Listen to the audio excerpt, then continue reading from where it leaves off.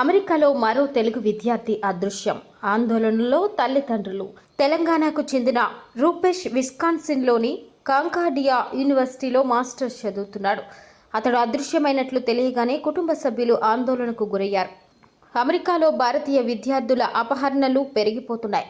దీంతో పిల్లల్ని ఉన్నత విద్య, ఉద్యోగాల కోసం అమెరికాకు పంపిన తల్లిదండ్రుల్లో ఆందోళన పెరిగిపోతోంది. తాజాగా తెలంగాణకు చెందిన ఓ విద్యార్థి షికాగోలోని అదృశ్యమయ్యాడు. వారం రోజులుగా అతడు ఆచూకీ లేదని అక్కడి భారత రాయబార కార్యాలయం వెల్లడించింది. తమ కుమారుడి ఆచూకీ కనుగొనాలంటూ భారత విదేశాంగ శాఖను అమెరికన్ ఎంబసీని అభ్యర్థించారు. భారత్కు చెందిన విద్యార్థి రూపేష్ చంద్ర మే 2 నుంచి కనిపించడం లేదని తెలిసినట్లు కాన్సులేట్ ప్రకటించింది.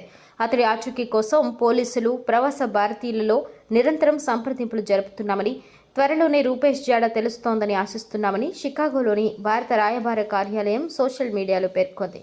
పోలీసులు కూడా దీనిపై ప్రకటన విడుదల చేశారు. రూపేష్ ఆచూకీ తెలిస్తే సమాచారం అందించాలని స్థానికులను కోరారు.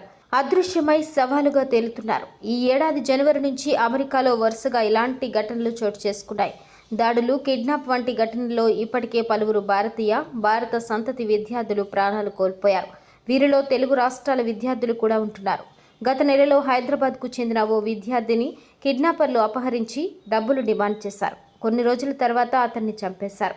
ఈ తరహా ఘటనలతో ఇండియాలో ఉన్న తల్లిదండ్రుల్లో ఆందోళన పెరిగిపోతోంది. ఇలాంటి వార్తలు విన్న వెంటనే అమెరికాలో ఉన్న తమ పిల్లలకు ఫోన్ చేసి క్షేమ సమాచారాలు కనుక్కుంటున్నారు. మరోవైపు తమ దేశానికి చదువుకోవడానికి, ఉద్యోగాల కోసం వచ్చే ఇండియన్లు అదృశ్యమవుతున్న ఘటనలపై అమెరికా ఆందోళన వ్యక్తం చేసింది. విదేశీ విద్యార్థుల భద్రతకు కట్టుబడి ఉన్నామని ప్రకటించింది.